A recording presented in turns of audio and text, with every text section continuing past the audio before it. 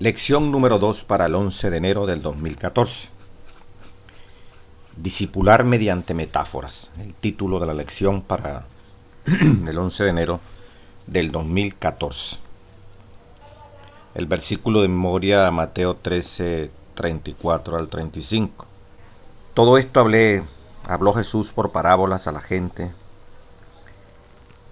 dice la palabra de Dios, y les hablaba a través de las parábolas, para que se cumpliese lo dicho por el profeta, cuando dijo: abriré en parábolas mi boca, declararé cosas escondidas desde la fundación del mundo.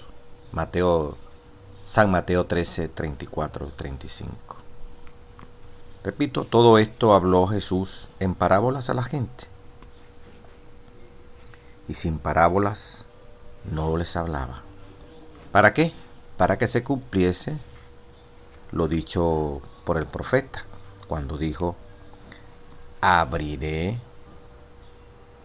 en parábolas mi boca delante y declararé cosas escondidas desde la fundación del mundo. Mateo 13, 34, 35. Jesucristo estaba profetizado su enseñanza a través de las parábolas. Y como la lección, todo el folleto tiene que ver con el discipulado, preparar personas para el reino de los cielos. Discipulado tiene que ver con disciplina, enseñanzas que se dan para mantenerse firme en estas cosas sagradas. Entonces nos encontramos que estas dos primeras lecciones, la primera lección, Jesucristo el modelo, pues, utilizando la Biblia como fundamento para enseñar, para predicar en forma pública, en forma personal, de tal manera que el gran maestro, nuestro ejemplo, no nos queda otra cosa que imitarlo. San Juan 13:15. Ejemplo os he dado para que como yo he hecho, vosotros también hagáis. Y ahora en esta lección se va a explorar un poquito más el uso de metáforas y de parábolas. Es bueno aclarar, porque parábolas son relatos figurados, del cual por analogía o por semejanza se deriva una enseñanza. Son un relato, pues se cuenta como si fuera una historia, algo que pasó, algo que se diseña para dar una enseñanza, o sea, que no puede haber ocurrido, pero que sirve para ilustrar y dar una enseñanza. Mientras que una metáfora es denominar, describir o calificar algo a través de su semejante o analogía con otra cosa. Repito, algo real se compara con algo que parece semejante, tiene algún parecido, y de allí entonces se deduce la lección que uno quiere transmitir, o lo que uno va a dar como enseñanza o parte de una enseñanza. Repito, es denominar, describir o calificar algo a través de su semejanza, de algo semejante, o algo que por analogía se deduce que se parece. Entonces vamos a trabajar con esos dos términos, lo vamos a ver a través de la lección durante esta semana que termina el 11 de enero del 2014. La parte del lunes, del domingo 5 de enero, ejemplos del Antiguo Testamento. Y se lee 2 de Samuel 12, el 1 al 7, Isaías 28, 24 al 28, y Jeremías 13, 12 al 14, y Ezequiel 15, 1 al 7. ¿De qué modo estas parábolas y alegorías expanden nuestra comprensión de la relación de Dios con la humanidad? ¿Qué objetos o ambientes usados por los profetas aparecen más tarde en las parábolas de Jesús? Encontramos allí, ¿verdad?, el uso en el Antiguo Testamento de estos relatos o de estas metáforas. Por ejemplo, en la primera cita que nos indican aquí, 2 de Samuel 12, 1 al 7, una parábola para muchos conocida, ¿verdad? Dice David y Natán, ¿se acuerdan? El rico y el pobre y su única oveja. ¿Cómo hacerle ver a David lo que había hecho? De tal manera que este hombre no perdiera el juicio y mandara a mandar al profeta, si de una sola vez iba a decir que era un criminal. Entonces tenía que ser muy prudente en la presentación de la amonestación que este hombre le iba a dar a este hombre David, a este rey. El comentario bíblico adventística, tomo 2, página 1017, dice, por ejemplo, la parábola de la corderita que el profeta Natán presentó al rey David puede ser estudiada por todos. El rey ignoraba totalmente lo que se pensaba de su proceder con Urías, pero la parábola lo iluminó, haciéndole comprender lo que se podía pensar de él. Mientras seguía su camino de complacencia propia y violación de los mandamientos, le fue presentada la parábola de un rico que quitó a un pobre su única corderita. Pero el rey estaba tan completamente embargado por su pecado que no comprendió que él era el pecador. Cayó en la trampa, dice aquí, y con gran indignación pronunció su sentencia, suponiendo que se trataba de otro hombre, a quien condenaba a muerte. Cuando le fue presentada la aplicación y se le hicieron ver claramente los hechos, y cuando Natán dijo, tú eres aquel hombre, inconscientemente te has condenado a ti mismo, David quedó abrumado. No tuvo palabra con qué disculpar su conciencia. Esta experiencia fue penosísima para David, pero sumamente beneficiosa.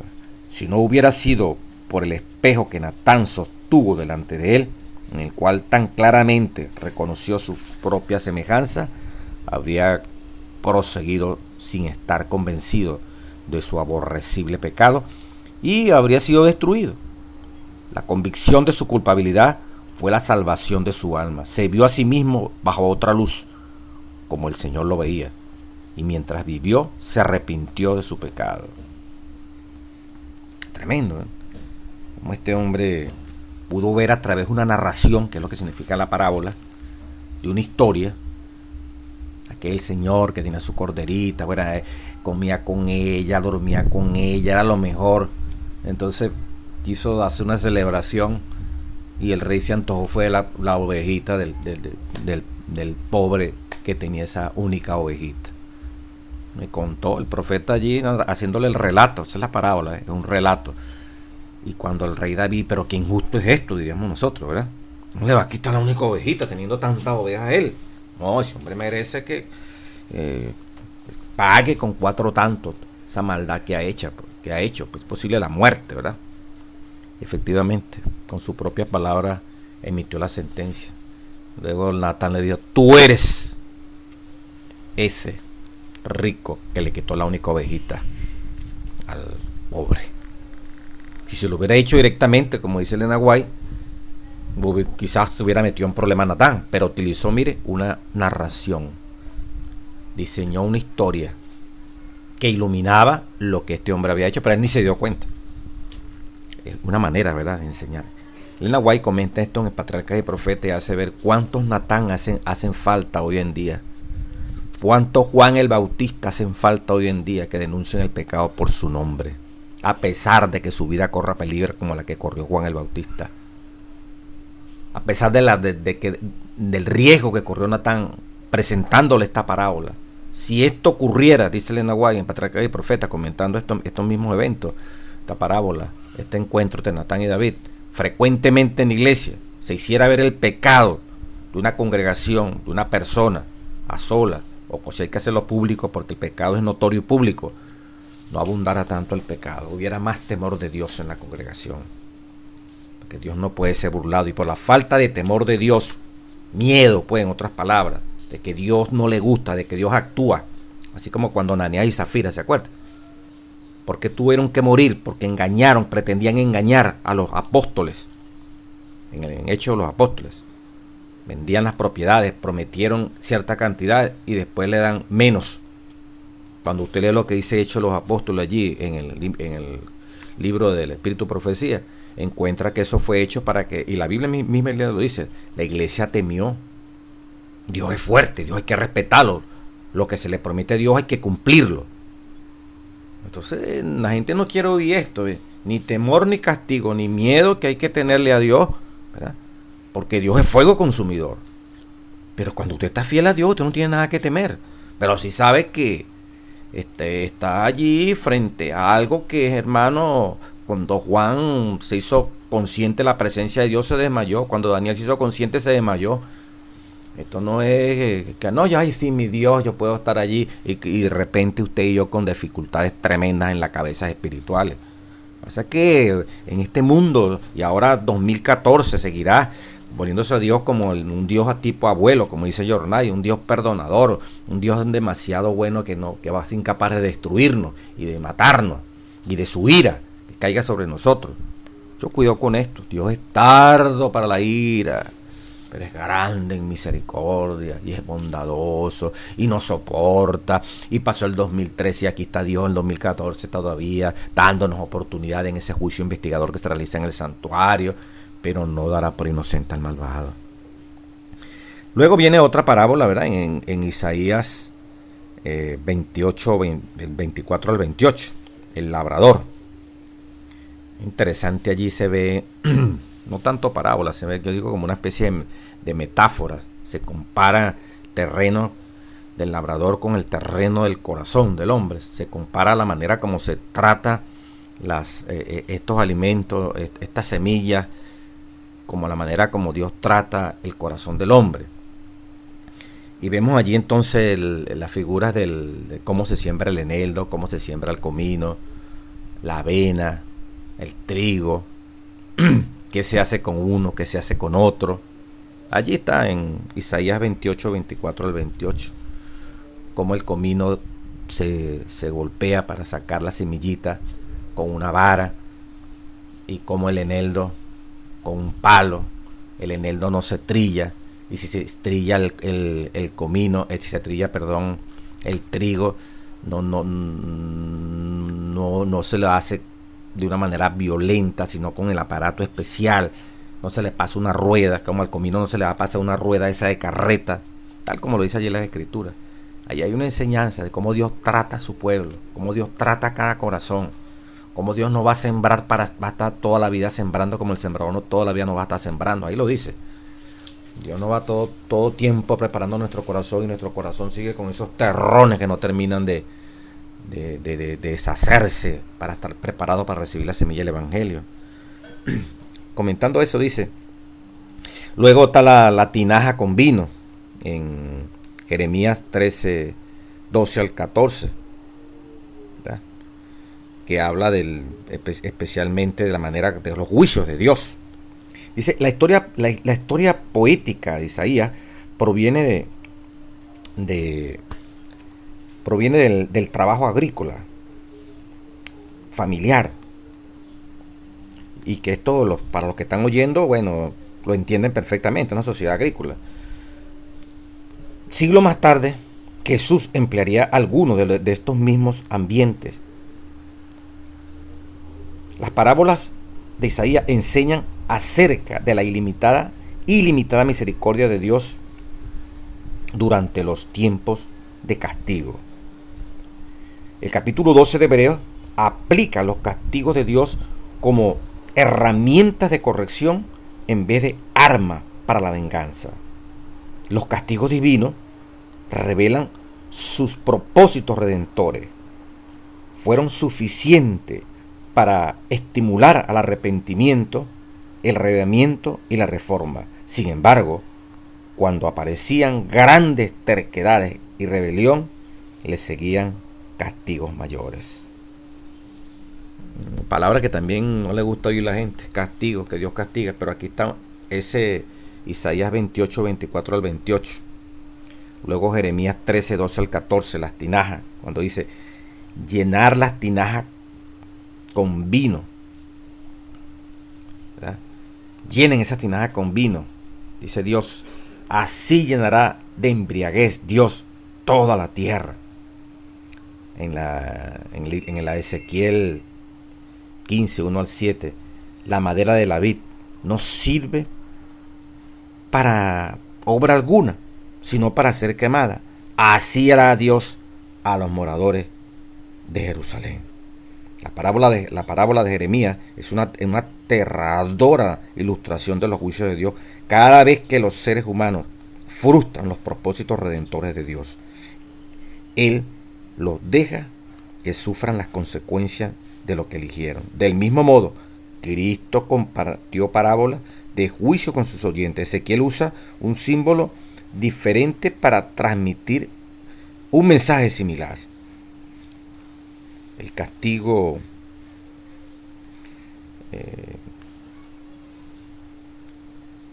parece demorarse y se abusa.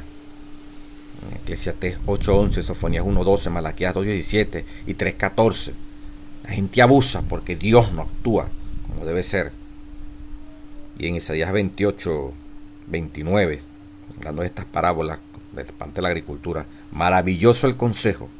Los castigos divinos no se basan en la venganza, sino en la justicia y en la sabiduría.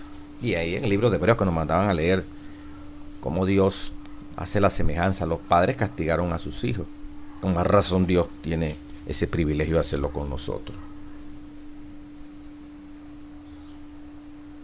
Esta parábola de la parte agrícola, dice en Isaías 28:24. El que ara para sembrar, arará todo el día, romperá y quebrantará alterrones de la tierra. Cuando ha igualado la superficie, no derrama el eneldo, siembra el comino para el trigo en hilera, y la cebada en lugar señalado, y la avena en su borde apropiado. Mire cómo Dios sabe todo esto. Va sacando allí una lección de la agricultura para aplicarla a la parte del corazón, como Dios trata. Así como se trata la tierra, también trata el corazón. Porque su Dios le instruye y le enseña lo recto. Mire, que el eneldo no se trilla con trillo, ni sobre el comino se pasa rueda de carreta, porque destruiría. Dios sabe cómo aplica el castigo, la disciplina correctiva a cada uno de nosotros, sino que con palo se sacude el eneldo, leyendo Isaías 28:27, y el comino con su vara. Se utilizan infusiones como té, digestivos, problemas de menstruación, el comino, para resfriado. El grano, dice, se trilla, pero no lo trillará para siempre. Hay que sacudirlo para que salga de donde está en la cáscara y salga el grano que va a ser utilizado. Pero no para siempre. Ni lo comprime con la rueda de su carreta. Sería machucar, destruirlo. El agricultor sabe por instrucción de Dios cómo obtener el grano. Hay que machucarlo, hay que golpearlo, hay que pasarle una rueda. ¿Cómo se trata la semilla que vamos a utilizar para consumo? No todas se tratan igual. La semilla es como si fuéramos nosotros. No todos somos tratados igual. Unos somos tratados como el comino, otros somos tratados como el eneldo, otros somos tratados como el trigo. Y aun cuando hay herramientas diferentes, para cada uno, no es indiferente pasar una herramienta sobre el comino que sobre el trigo. La rueda de una carreta no se puede pasar sobre el comino, ni sobre el comino, sobre el eneldo se va a utilizar una vara que es sencillita, utiliza un palo para sacar la semilla del eneldo. El grano se trilla, pero no trillará para siempre, ni se lo comprimirá con una rueda, pues se lo destruiría, ni lo quebrantarás con los dientes de su trillo, porque entonces se destruye. Esa es la manera como Dios trata a su pueblo. Y mire entonces cómo a través de las enseñanzas esto se transmitía el principio básico, la sabiduría arquitectónica. Estamos aprendiendo a discipular. Podemos utilizar entonces parábolas, que son narraciones o metáforas, comparaciones de una cosa con otra, sin utilizar una narración. Ya vimos entonces la de Natán, vimos allí también la de la parte agrícola y la de las tinajas, hasta llegar hasta como la madera de la vid, que no sirve para nada, finalmente así también el pueblo de Israel no servía para nada y iba a ser destruido. Así hará Dios a los moradores de Jerusalén como con la madera de la vid. Como te dice, la madera de la vid se compara con los moradores de Jerusalén. Ahí es como una metáfora, ¿ves? Sabiduría arquitectónica. ¿Cómo es el discipulado? Condiciones, es lo que quiere decir allí. Todos los discípulos tienen que estar bien edificados. Bueno, sabiduría arquitectónica. Todos los discípulos tienen que estar bien edificados. Mateo 7, 24 al 27. ¿Cómo contribuyen estos versículos? Lección del día lunes 6 de enero. A la comprensión del discipulado cristiano. ¿Por qué usó Jesús estos ejemplos de la naturaleza para enseñar esta verdad tan vital? Bueno, aquí está la narración, ¿verdad? Aquí vemos como una parábola. El que edifica sobre la roca, ¿se acuerdan? Y el que edifica sobre la arena. Estamos abreviando. El que edifica sobre la roca, y la narración que dice que Jesús estaba mirando y veía así las praderas. Vamos a ver si lo podemos encontrar directamente para leerle. En el discurso maestro de Jesucristo, página 124-125, dice la palabra: terminó Jesús su enseñanza en el monte de las Olivas, allí en el monte, donde estaba predicando ese sermón del monte. Terminó Jesús su enseñanza en el monte con no las Olivas, sino allí en aquella montaña, donde enseñaban el monte con una ilustración que presenta en forma muy vívida cuán importante es practicar la palabra que se había sido pronunciada. Entre la muchedumbre que se aglomeraba alrededor del Salvador, eran muchos los que habían pasado la vida cerca del mar de Galilea. Mientras escuchaban la palabra de Cristo, sentados en la ladera, podían ver los valles, oigan esto, y los barrancos por los cuales corrían hacia el mar los arroyos de las montañas. A menudo estos arroyos desaparecían completamente en el verano y quedaban solamente en un canal seco y polvoriento cuando llegaba el verano. Pero cuando las tempestades del invierno se desencadenaban sobre las colinas, los ríos se convertían en furiosos y bramadores torrentes que algunas veces inundaban los valles y arrasaban todas las cosas en su riada irresistible. Entonces era frecuente que fueran arrasadas las chozas levantadas por los labriegos en la verde llanura donde no parecían correr peligro. Pero en lo alto de las cuestas había casas edificadas sobre la roca. En algunos sectores del país las viviendas se construían enteramente de piedra y muchas habían resistido 1000 años de tempestades. Para edificar estas casas había que trabajar en medio de dificultades. Llegar a ellas no era fácil. Su posición parecía menos atractiva que la verde llanura, pero estaban fundadas sobre la roca, y el viento, la riada y la tempestad las atacaban en vano. El que recibe la palabra que os he hablado y la convierte en cimiento de su carácter y de su vida, dijo Jesús, es como los que construyen su casa sobre la roca. Siglos antes el profeta Isaías había escrito: la palabra de Dios nuestro permanece para siempre. Y Pedro, años después de que se pronunciara el sermón del monte, al citar estas palabras de Isaías, añadió: y esta es la palabra que por el Evangelio os sea anunciada. La palabra de Dios es lo único permanente que nuestro mundo conoce. Qué tremendo, ¿verdad?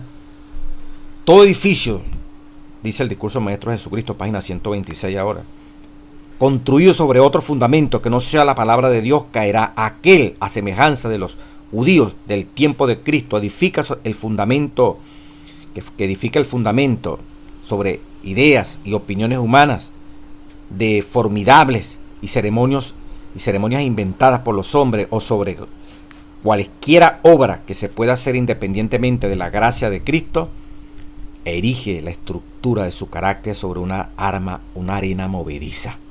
Las tempestades violentas de la tentación barrerán el cimiento de arena y dejarán su casa reducida a escombro sobre las orillas del tiempo. Discurso del Maestro de Jesucristo, página 126.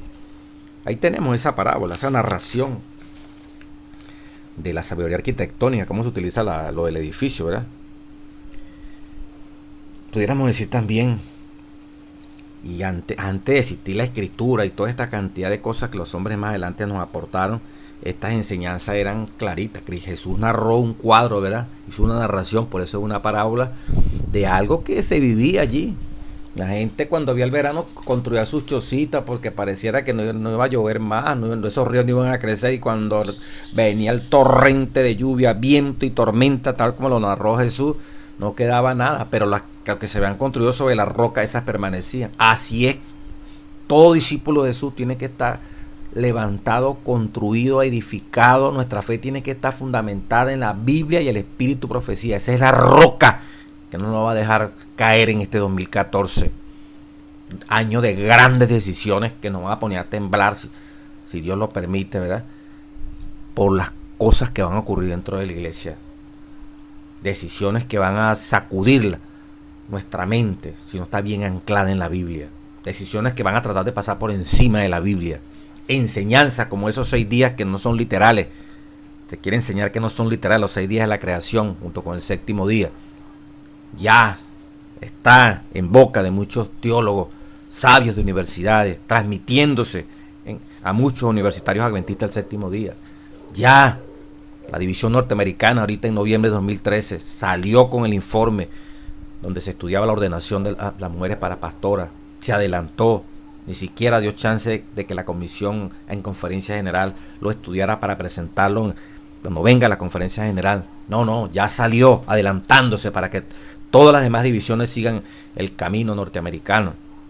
O sea, no les basta a ellos ser la primera potencia militar, económica, y que más adelante se convertirá en el brazo ejecutor del papado, sino que también quieren tomar el control espiritual y mandar y dirigir la iglesia por caminos de apostasía. Esos son caminos de apostasía, apartarse de la verdad revelada. Jamás en la Biblia ni Elena White está hablando de pastoras, de ancianas. Esos son inventos de los hombres en estos últimos tiempos, tal como dice 2 Timoteo capítulo 4. Búsquelo en el comentario bíblico.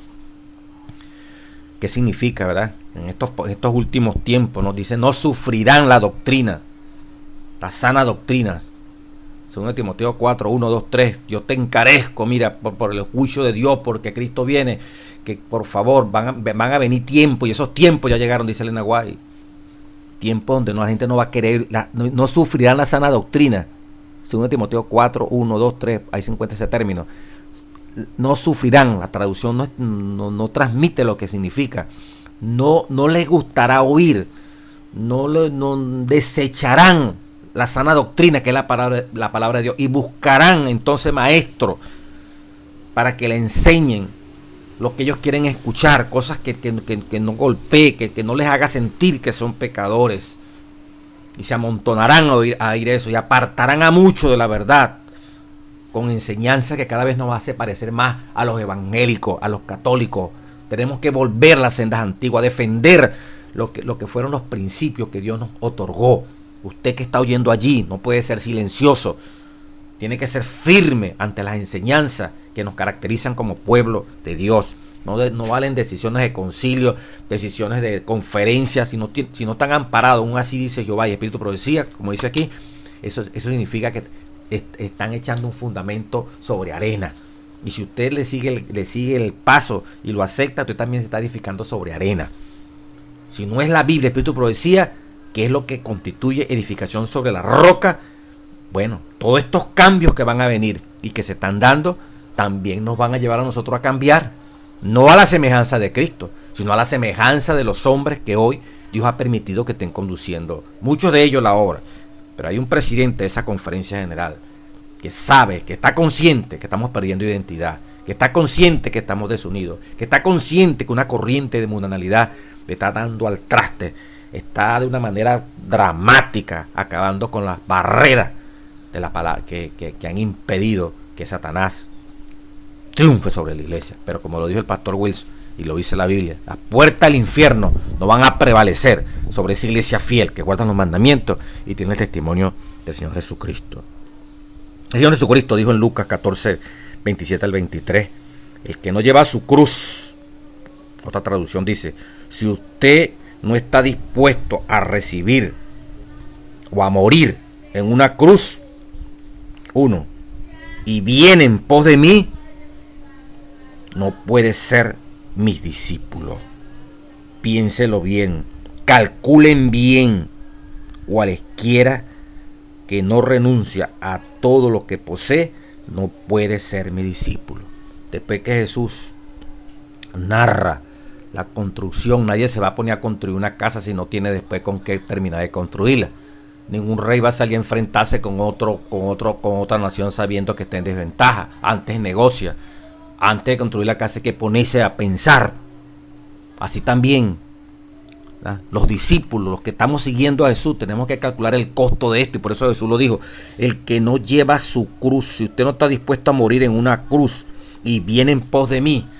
Mire cómo dice, y viene en pos de mí. O sea, quieren seguir a Jesucristo, pero no quieren morir en una cruz. Que es morir al pecado todos los días, que es lo que decía Pablo: cada día muero. El que no quiere morir todos los días las tendencias pecaminosas que sacuden tu corazón y mi corazón, y viene en pos de mí, y quiere estar en la iglesia, y quiere ir al cielo, y quiere seguir detrás de Jesús, pero no quiere morir en la cruz, no quiere que todos los días sentir los clavos de la cruz por nuestras imperfecciones que nos las hacen ver. A usted, pastor, al otro que es anciano, al directivo, al hermano. No queremos sufrir oprobio, queremos paz y seguridad. Jesús le dice: no puede ser mi discípulo. Y termina la narración, ya el 14, 27 al 23. Piénsenlo bien. Piénsenlo bien. Como dice, calculen bien, así como hay que calcular para terminar una casa. Cualquiera que no renuncia a todo lo que posee, no puede ser mi discípulo. Hermanos, condiciones del discipulado, condiciones para seguir a Cristo y luego invitar a otros que sigan a Cristo. El que no está dispuesto a morir en la cruz todos los días por los pecados que cometemos, juntamente con Cristo, Gálatas 2:20, está crucificado con Él, y viene en pos de mí, y quiere venir y seguir a Jesús, siguiendo con su moda, siguiendo con su comedera de carne en este momento histórico, siguiendo con su reforma en el vestido, especialmente las damas, de una manera, bueno, por encima de la rodilla, con rajadas en su vestido, mostrando senos, o sea, mostrando abdomen, y sin embargo quiere seguir en pos de Jesús. Delante del cielo, quizá delante de la iglesia usted puede ser discípulo, pero delante del cielo, esta palabra revelada le dice a usted y me dice a mí: usted no puede ser mi discípulo. Más bien nos manda: piense bien, calcule bien. Cualquiera que no renuncie a todo lo que posee, no puede ser mi discípulo.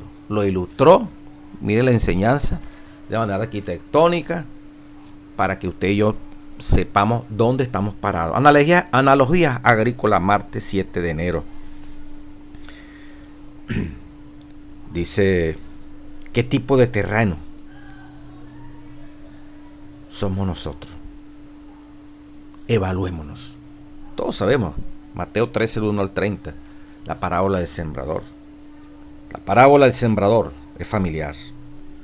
En esencia, Jesús desafía a sus oyentes a evaluar su posición como discípulos. ¿Qué tipo de terreno somos? ¿La orilla del camino? ¿Pedregoso?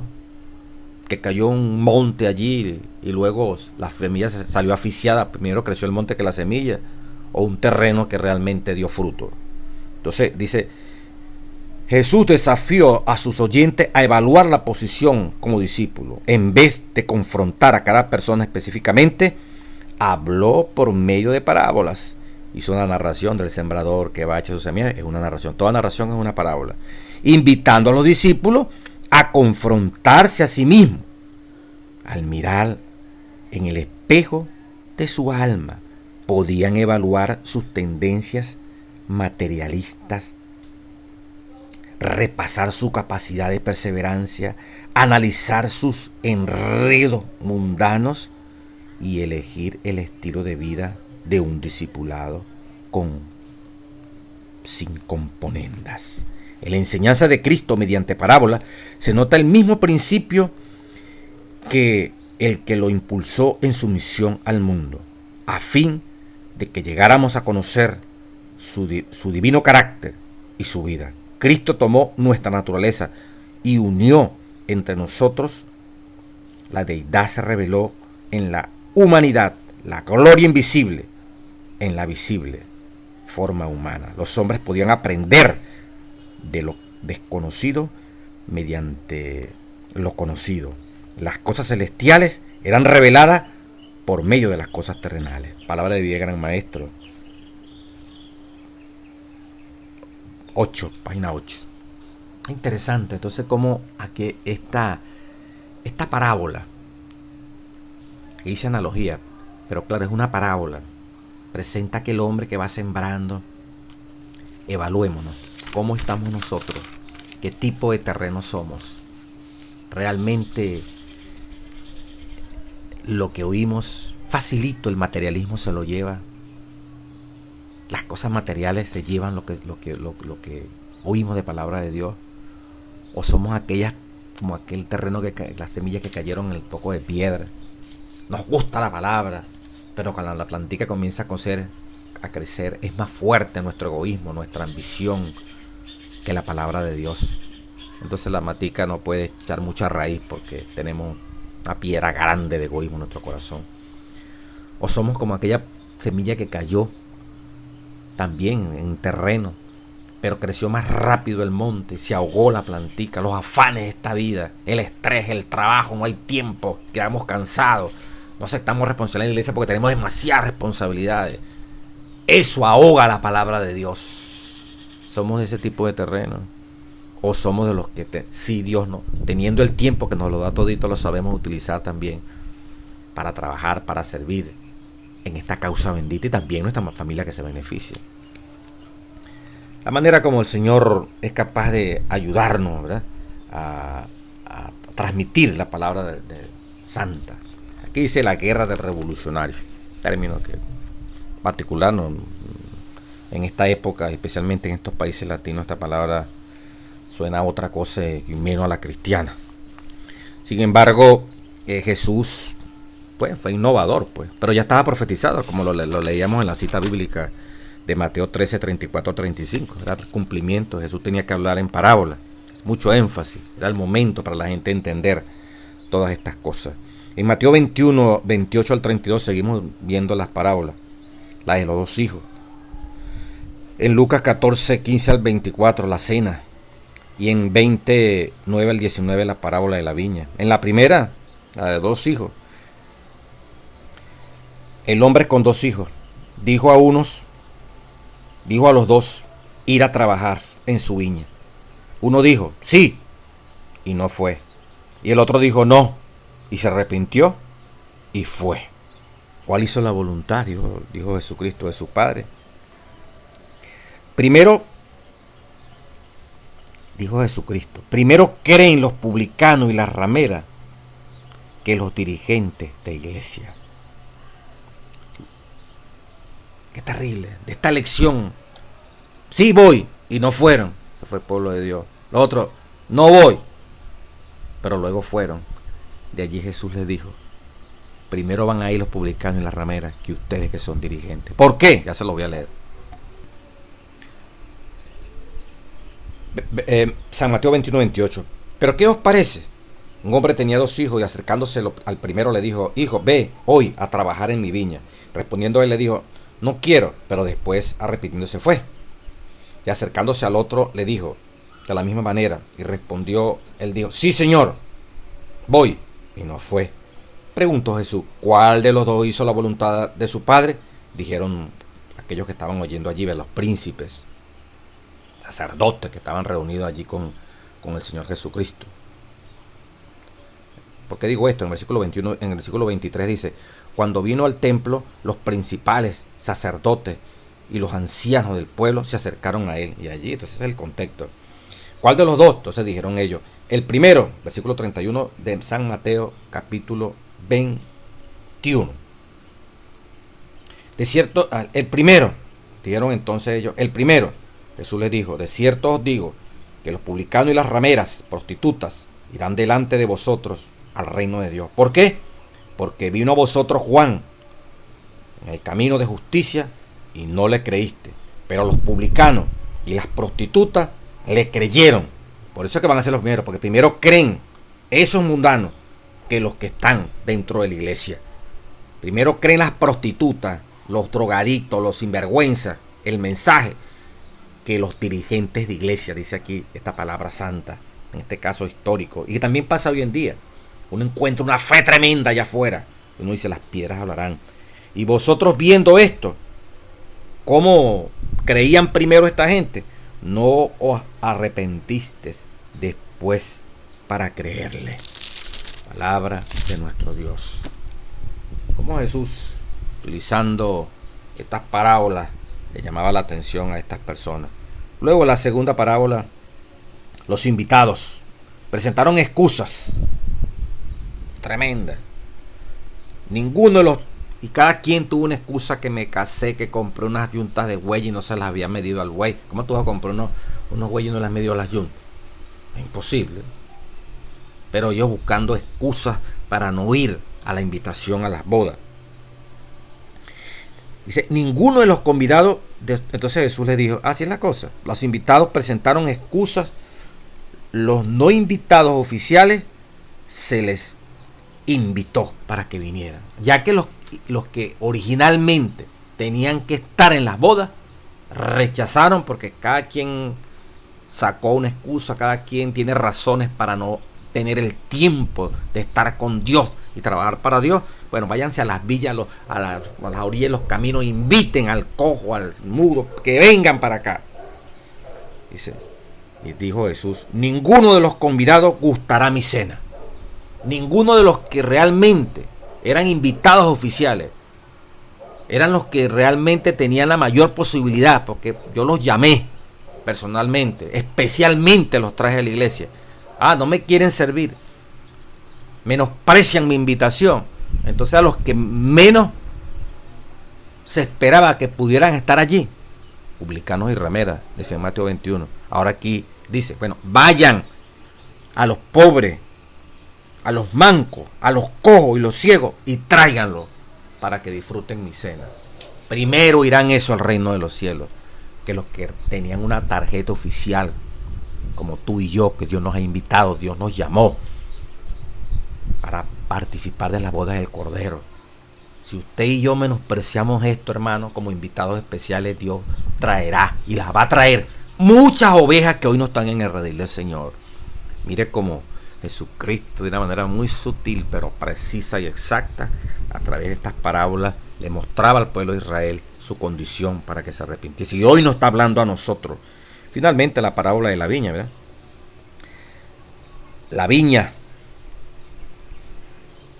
el Señor esperando al fruto. Envió 3 siervos a recoger frutos. Se fue y dejó allí unos labradores.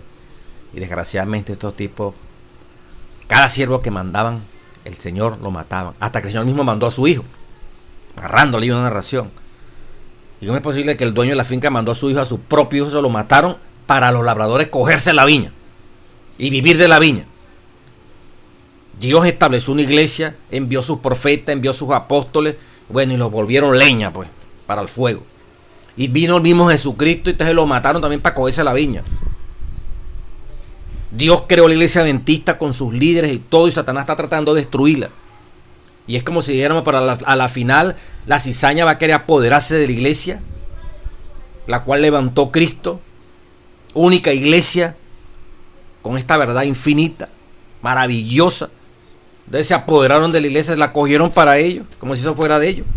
¿Qué hará el Señor de la viña entonces? No, destruirlo. ¿Qué hará el Señor de la viña? Los matará al labrador y dará la viña a otro. Todos consideraron que era lo lógico, pero Dios te estaba hablando directamente. El mensaje era para esos dirigentes que estaban allí. El mensaje es para nosotros. Era que estamos haciendo la iglesia algo nuestro, una gran compañía, una gran corporación que hay que defender, no importa, pero hay que cuidarla, ¿verdad? Aunque sea por los medios ilícitos, pero hay que buscar la manera que fluya el diezmo, que fluya la ofrenda, que haya muchas almas para que haya bastante plata para pagar todas las necesidades, los obreros, etcétera, etcétera. No es que eso sea malo, es correcto, tiene que haberlo. Pero si vemos esto como una gran empresa y no como la gran obra de evangelismo, la gran obra para ayudar al pobre, al necesitado, para aplicar el método de Jesucristo en la ganancia de las almas, esto no tiene sentido. Se convierte en una gran corporación. Lujo, lujo, lujo. Los pastores y los que dependen de esta institución son simplemente asalariados. Su conciencia está supeditada al salario.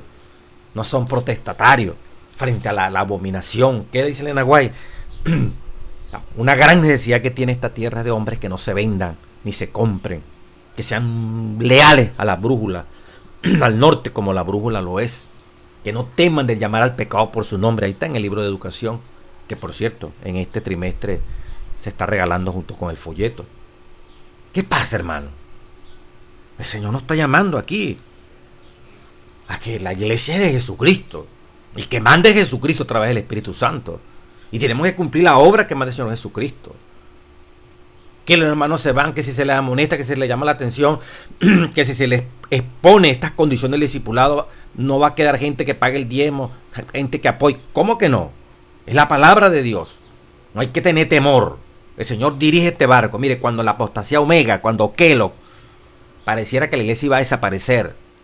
Elena White en la década del 90 a 1900, prácticamente la mandaron para Australia por los problemas tremendos que habían en Estados Unidos desde el punto de vista de la organización. 900, 1901 fueron años terribles para la iglesia adventista. El doctor Kellogg se crió con Elena White lo crió y pretende apoderarse entonces de las instituciones de salud. Tremendamente aquel hombre trató y por poco lo logra infiltrar el panteísmo. Hasta la misma casi editora, de una manera u otra, el libro salió. Elena White, paren eso. Tuvo Dios que quemar la imprenta. El hospital, el hombre quiso tomar también aquello, no aceptó el consejo de Dios, se convirtió en panteísta. Dios le dio los dones, la capacidad, el apoyo del Espíritu de Profecía.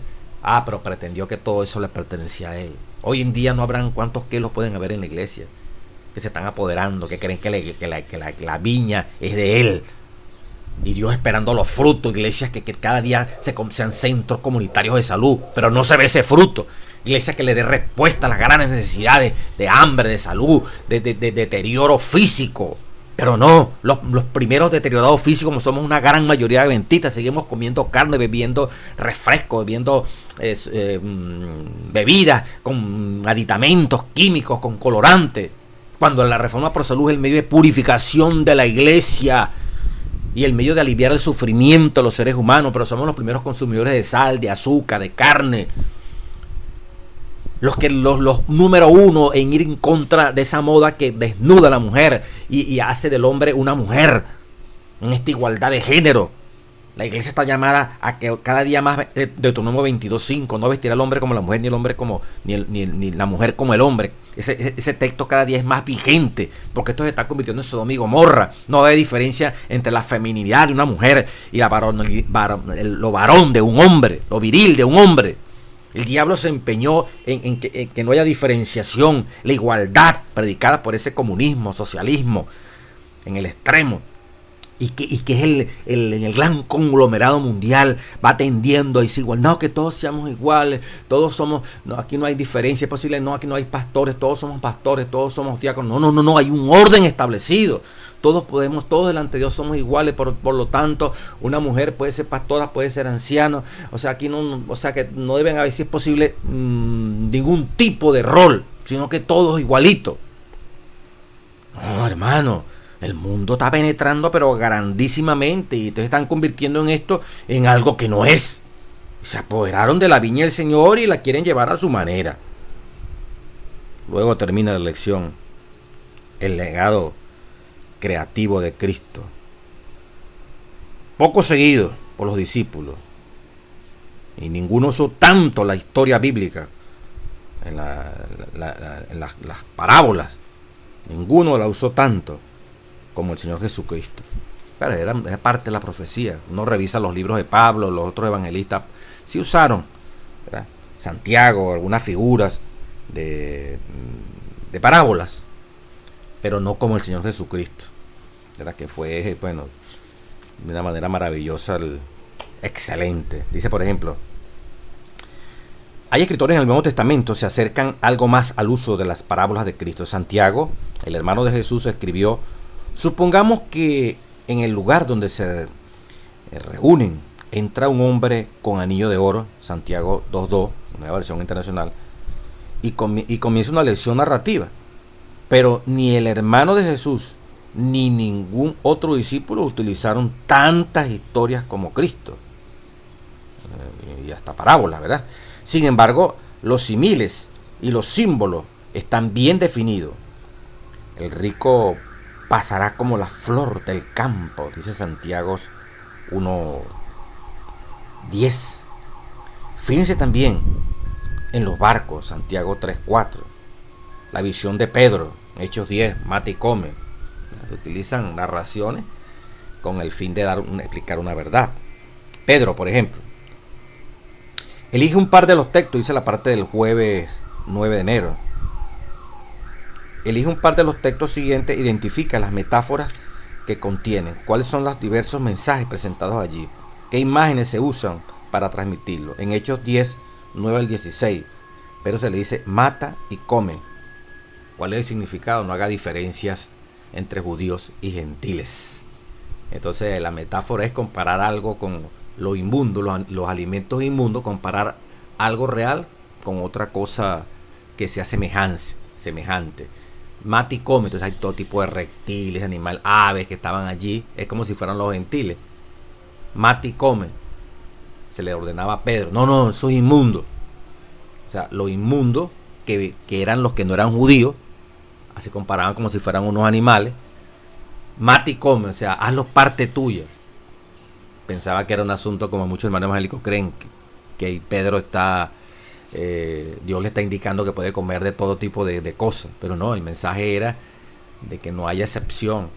Y más adelante, entonces, cuando tú sigues leyendo todo ese capítulo 10, encuentra que Pedro reconoce que el evangelio no solamente era para los judíos, sino también para los gentiles. Luego vienen otros textos maravillosos, ¿verdad? Santiago 3 al 12, o de la lengua, ¿verdad? Con un freno se domina un caballo, con un timón pequeño se domina a un barco, pero la lengua pequeña no se domina. ¿Verdad? Todo lo demás se puede dominar, pero la lengua, mire, solamente el Espíritu Santo puede dominarla para que esté al servicio de esta causa bendita.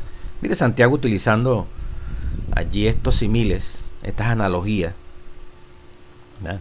Una especie de metáfora, está comparando la lengua con un timón, está comparando la lengua con un freno, y luego induce, bueno, si estas cosas pequeñas dominan cosas grandes, la lengua siendo pequeña dentro de nosotros, perfecto es el varón que la domine. Y domina todo su cuerpo. La lengua incendia y divide y destruye la iglesia cuando no está controlada por el Espíritu Santo. Luego en Apocalipsis 12, 7 al 17, la lucha entre Satanás y la iglesia. Apocalipsis 18, 9 al 20, la destrucción de Babilonia. Y Apocalipsis 19, 11, 16. O sea, son las analogías, las metáforas, esa narración de Cristo viniendo en un caballo blanco con todos sus ángeles. Un Cristo viniendo como un jinete comandando un gran ejército. Esa narración, ¿verdad?, nos da a entender la venida gloriosa de Jesucristo en gloria. No necesariamente no tiene que ser un caballo, pero se está ilustrando, ¿verdad?, esa velocidad.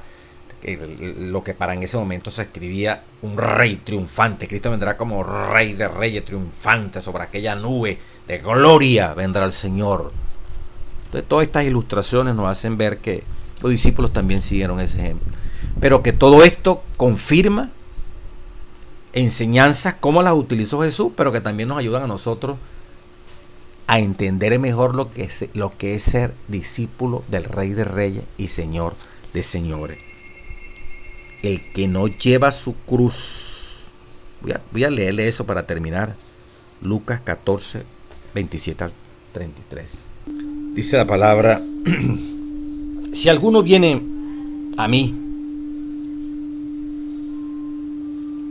y no aborrece a su padre, a su madre.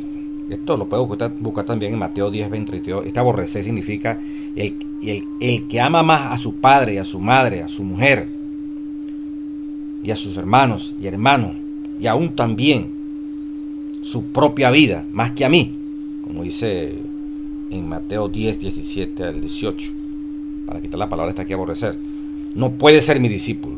Entonces la lección 27, Lucas 14, 27. Y el que no lleva su cruz, el que no quiere morir en una cruz, lo que se lleva es para morir, y viene en pos de mí, quiere seguir siguiendo a Cristo, no puede ser mi discípulo. ¿Por qué? Porque ¿quién de vosotros, queriendo edificar una torre, no se sienta primero a calcular los gastos, a ver si tiene lo que necesita para acabarla? No sea que después que haya puesto el cimiento y no pueda acabarla, todos los que lo están viendo comiencen a burlarse de él, diciendo: este hombre comenzó a edificar y no pudo acabar. Este hombre entró en la iglesia y ya al mes y 2 meses está saliendo. ¿Será que no pensó lo que iba a hacer esta mujer?